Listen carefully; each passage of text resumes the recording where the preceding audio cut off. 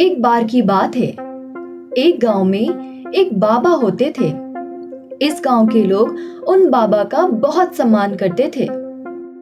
वो बाबा हर रोज किसी न किसी के घर से भिक्षा मांगते थे।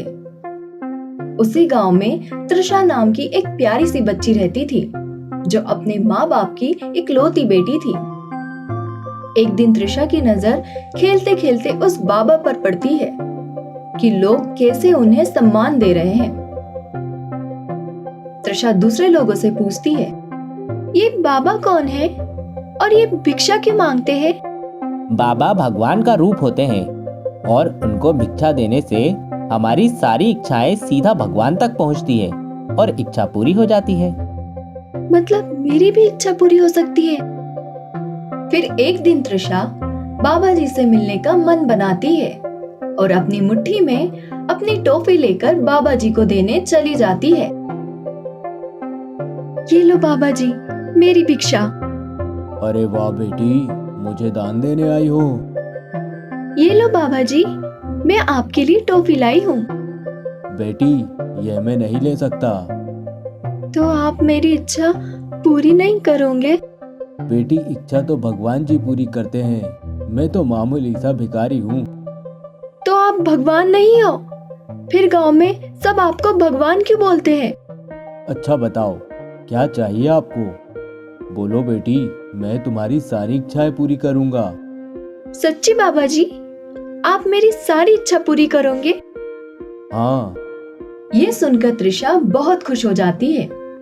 त्रिशा के माँ बाप एक छोटी सी बनिया की दुकान पर काम करते थे, इसलिए उसे कम वक्त दे पाते थे और जितना घर खर्च के बाद बचता था उतना अपनी बच्ची की इच्छा पूरी करने में लगा देते थे। दूसरे दिन त्रिशा बाबा जी के पास, आप मेरी इच्छा पूरी करो ना। बोलो बेटी, मैं जरूर पूरी करूँगा। मुझे अपने लिए नए कपड़े चाहिए, लेकिन मेरे मम्मी पापा के पास इतने पैसे नहीं कि मुझे दिला सके। बस इतनी सी बात। गांव का दर्जी बाबा जी की बहुत इज्जत करता था, इसलिए बाबा जी के कहने पर उसने त्रिशा के लिए कपड़ा बना दिया। अब बताओ बेटी, तुम्हारी और इच्छा क्या है? मुझे अपने मम्मी पापा के साथ घूमने जाना है, लेकिन उनको कभी अपने काम से छुट्टी मिलती ही नहीं है। उनके सेठ कभी उन्हें छुट्टी नहीं देते। ठीक है बेटी। उस गांव का बनिया बाबा जी को बहुत मानता था, इसलिए त्रिशा की ये इच्छा भी पूरी हो गई। अब और बताओ बेटी, और कोई इच्छा? हाँ, मेरी और इच्छा पूरी कीजिए, लेकिन अब मुझे नहीं पता मुझे क्या चाहिए। ऐसे ही समय बीतता गया और बाबा जी त्रिशा को पोती की तरह मानने लगे। अब त्रिशा सीधे अपने जन्मदिन के दिन मिलने जाती है। तब बाबा जी उसे तोहफे में एक खूबसूरत चॉकलेट देते हैं, जो त्रिशा को बहुत पसंद आती है। थोड़ा और समय बीत गया, लेकिन आजकल त्रिशा बाबा जी से मिल नहीं पा रही थी। कुछ दिनों तक बाबा जी त्रिशा का इंतजार करते रहे, लेकिन वो नहीं आई। इस वजह से बाबा जी की तबीयत बहुत खराब रहने लगी और उनकी मौत हो गई। कुछ दिनों बाद त्रिशा बाबा जी से मिलने जाती है, लेकिन उसे वहां बाबा जी नहीं मिलते।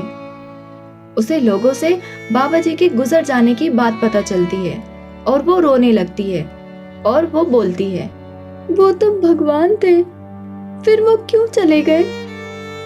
वो रोते हुए घर आती है और सारा दिन बाबा जी को याद करती है।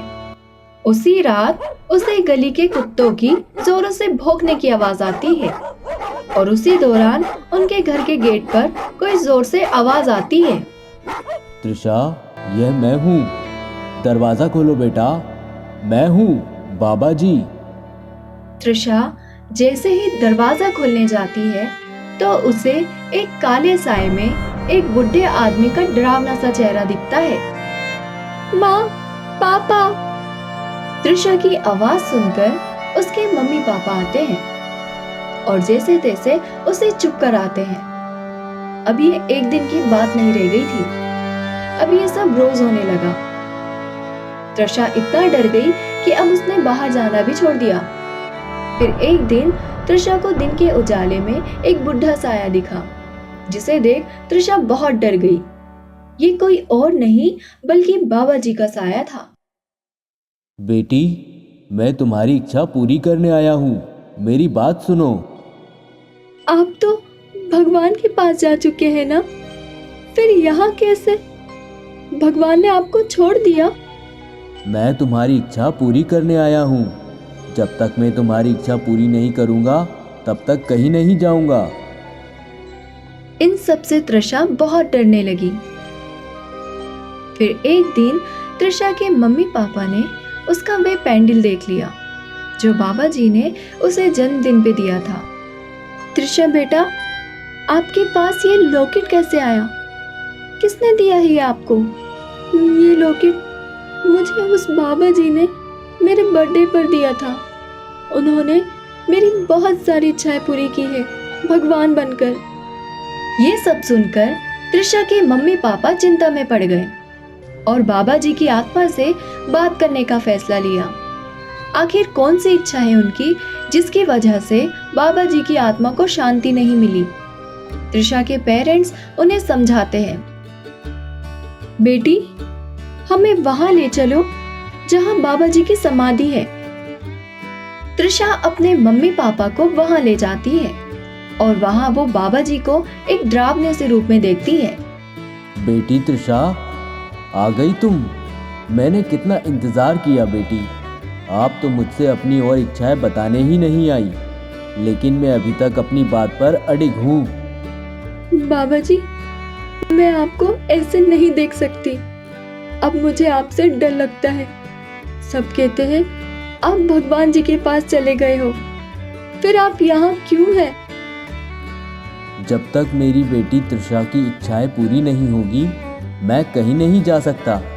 अब मैं हमेशा तुम्हारी सारी इच्छाएं पूरी करूंगा। ये सब सुन तृषा के मम्मी पापा के होश उड़ जाते हैं और वे तृषा से कहते हैं, बाबा जी को बोलिए कि वो हमेशा के लिए भगवान जी के पास चले जाए, यही आपकी आखिरी इच्छा है। तृषा अपने मम्मी पापा के कहने पर ये बोल देती है और बाबा जी खुशी खुशी उसकी ये बात मान लेते हैं। तृषा रोते हुए बाबा जी के दिए हुए उस लॉकेट को बड़े गौर से आसमान की ओर करके देख रही होती है कि अचानक वह लॉकेट टूट जाता है और उसमें एक ओस की बूंदों की तरह कुछ निकलता है। ये देख तृषा हैरान हो जाती है। वो बाबा जी के आंसुओं से भरा एक लॉकेट था जो बाबा जी के जाने के बाद हवा में घुल गया।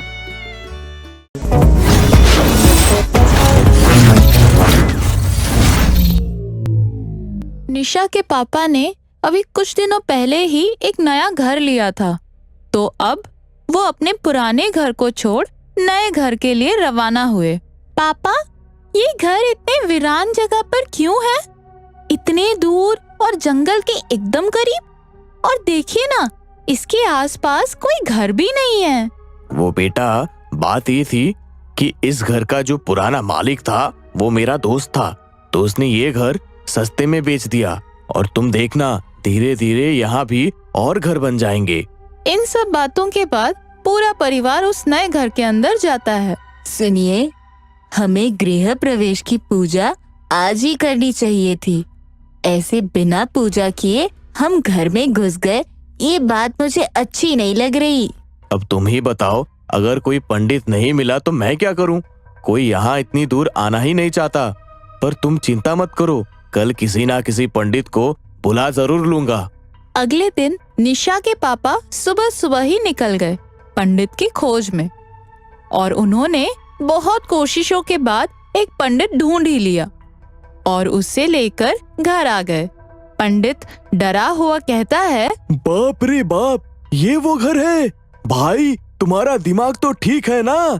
तुमने मुझे ये पहले क्यों नहीं बताया कि इस चुड़ैल वाली घर में लेकर आ रहे हो? मैं तो कभी यहाँ नहीं आता।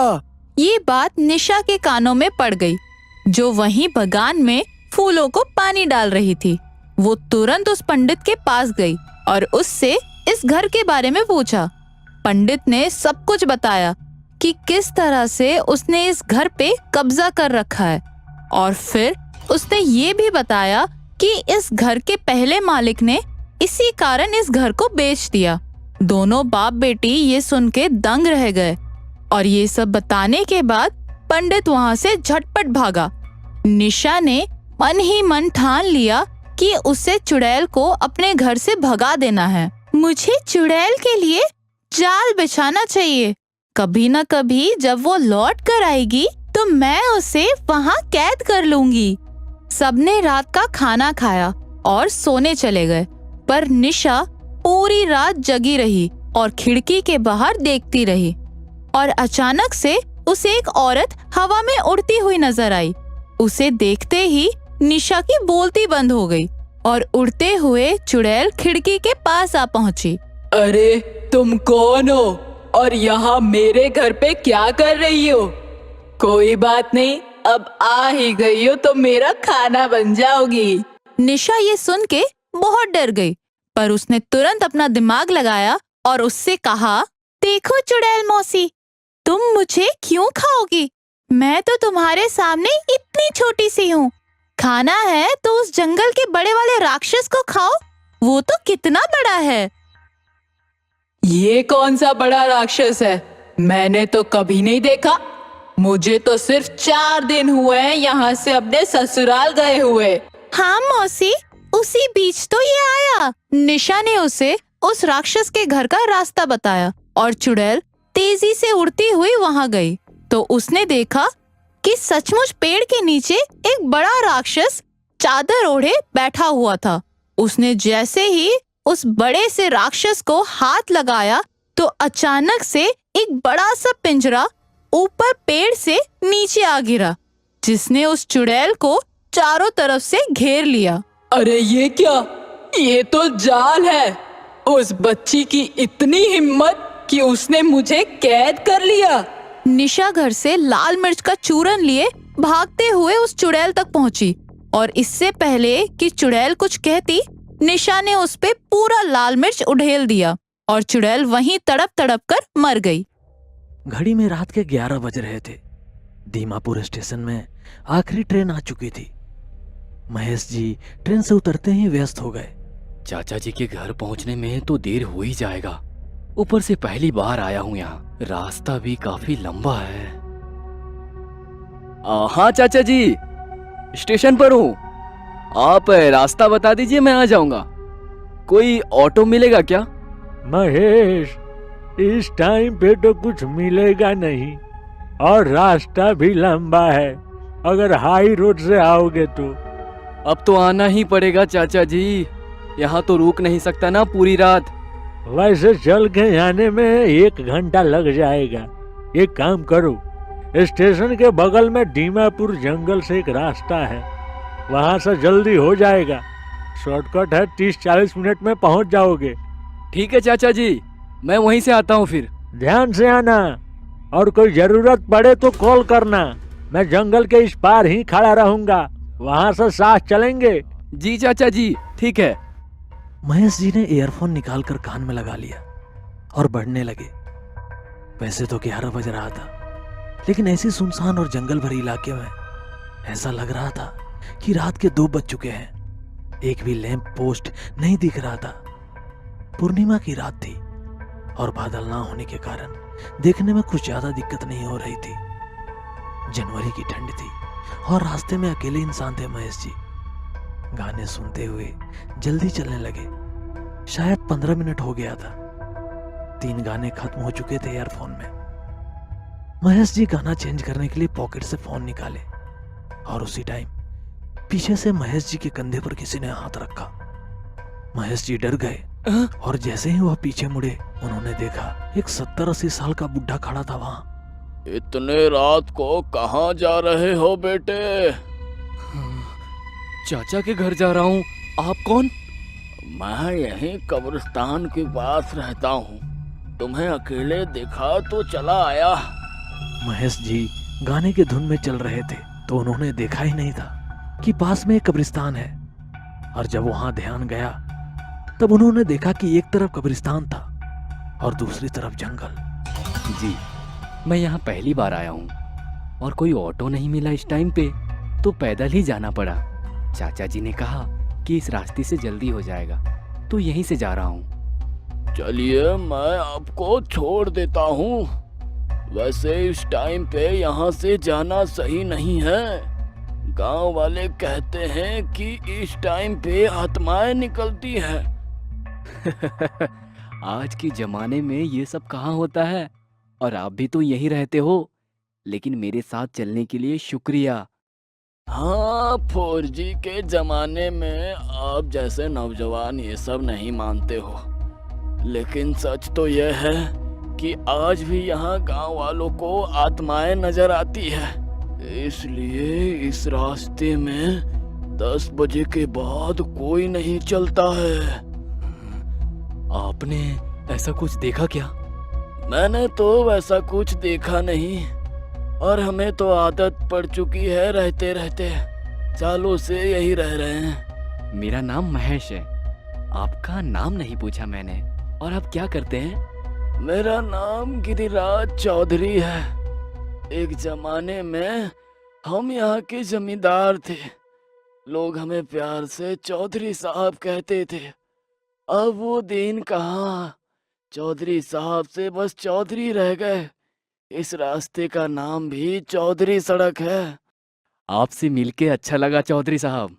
और ये चौधरी सड़क की वजह से मेरा सफर भी कम हो गया, नहीं तो हाई रोड से अगर जाते तो काफी टाइम लग जाता। और ऐसे ही बातें करते हुए चलने लगे दोनों। कभी महेश जी अपने शहर की कहानी सुनाते, तो कभी चौधरी साहब दीमापुर जिले की। देखते देखते दोनों जंगल के उस पार पहुंचने वाले थे। चौधरी साहब महेश जी के पीछे ही थे। उम्र होने की वजह से सही से चल नहीं पा रहे थे। महेश जी, बेटा आप लगभग पहुंच चुके हैं। वहाँ शायद सामने आपके चाचा जी खड़े हैं आपके लिए। महेश जी ने सामने देखा तो सामने कुछ दूरी में चाचा जी उनको देखकर हाथ हिला रहे थे। मेरे साथ इतना दूर चलने के लिए आपका बहुत बहुत शुक्रिया। कोई बात नहीं बेटा, आप यहाँ नए हो, इतना तो कर ही सकता हूँ ना आपके लिए। आइए आपको चाचा जी से मिलाता हूँ। अरे आओ बेटे आओ, मैं तुम्हारा ही इंतजार कर रहा था। कोई परेशानी तो नहीं हुई ना रास्ते में? अरे नहीं चाचा जी, रास्ते में चौधरी साहब मिल गए। आप तो इन्हें शायद जानते हैं। अरे तुम किसकी बात कर रहे हो? अरे चौधरी चाचा जी। महेश जी पीछे मुड़े तो वहां पर कोई नहीं था।